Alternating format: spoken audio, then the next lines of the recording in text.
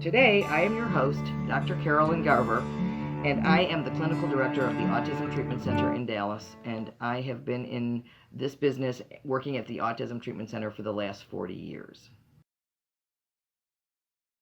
We currently serve 225 individuals, anywhere from the age of 3 to 75. When we talk about autism, we talk about autism in two terms. We talk about the incidence of autism and we talk about the prevalence of autism. The incidence of autism is the number of new cases that arise in the situation. Prevalence means the number of cases already existing in the population. So when we talk about autism incidence is increasing, that means that the number of new cases is increasing in the United States.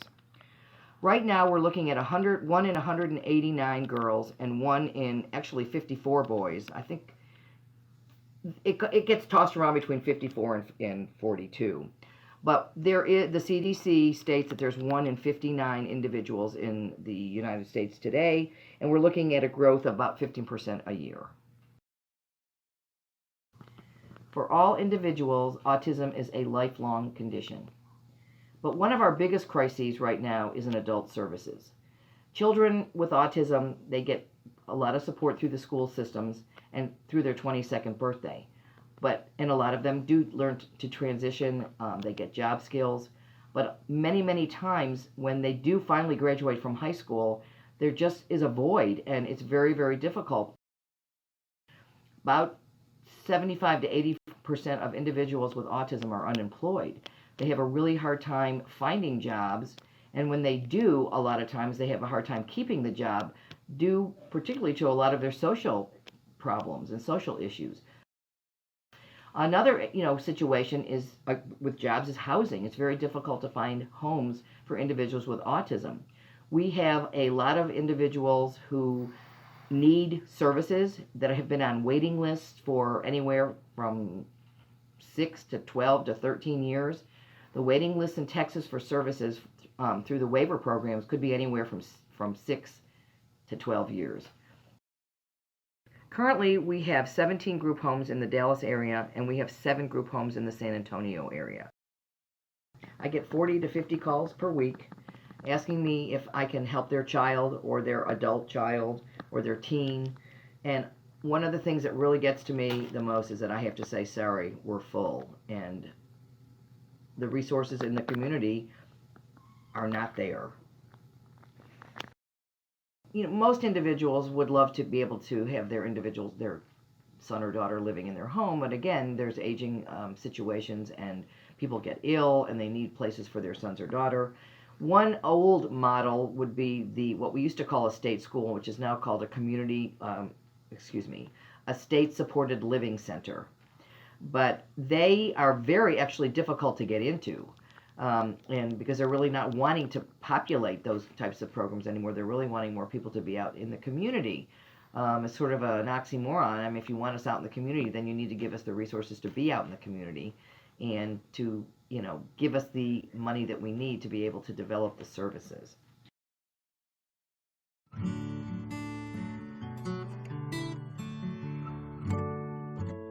In this clip, we see Benji, a 32-year-old man who is nonverbal and has a job bagging parts in a program for adults with autism. It's a 10-minute call. The bus is early. This is my partner, Maggie. Benji, get up!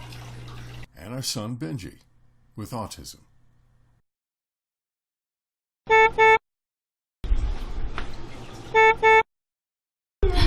She's here. Hold on, it's a dispatcher. Yeah? Well, he had a rough night. Let her wait. He's got to eat.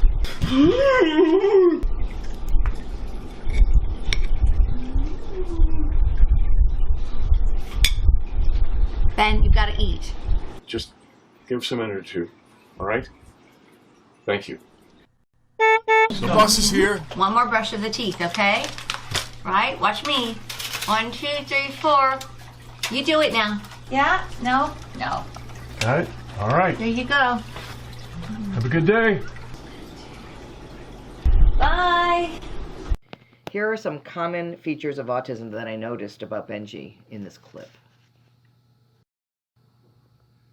Benji has something we call sensory overload, and you can see this by the way that he is very hypersensitive to sound, and he's got his fingers in his ears. Benji will stim or have a self-stimulatory behavior when stressed. Transitions are very difficult for Benji. He's upset when his routine is interrupted, and so he may hand flap, which is a calming or coping behavior for him, which we call a stim. Since Benji's speech is limited, his communication style is through behavior and sound. Notice Benji pushes Maggie's hand away. Benji can be very impulsive.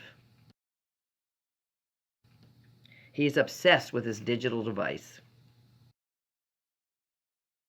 It takes two to manage Benji.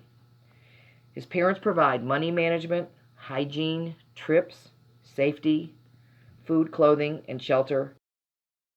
Benji is an engaging, lovable young adult who will need supervision and support, safe boundaries, encouragement, and care for the rest of his life. I had a vision, a dream, that after Maggie and I are gone, our son would live out his life well cared for, with other adults on the spectrum, sharing his gifts in peace. My vision. Was it just a dream?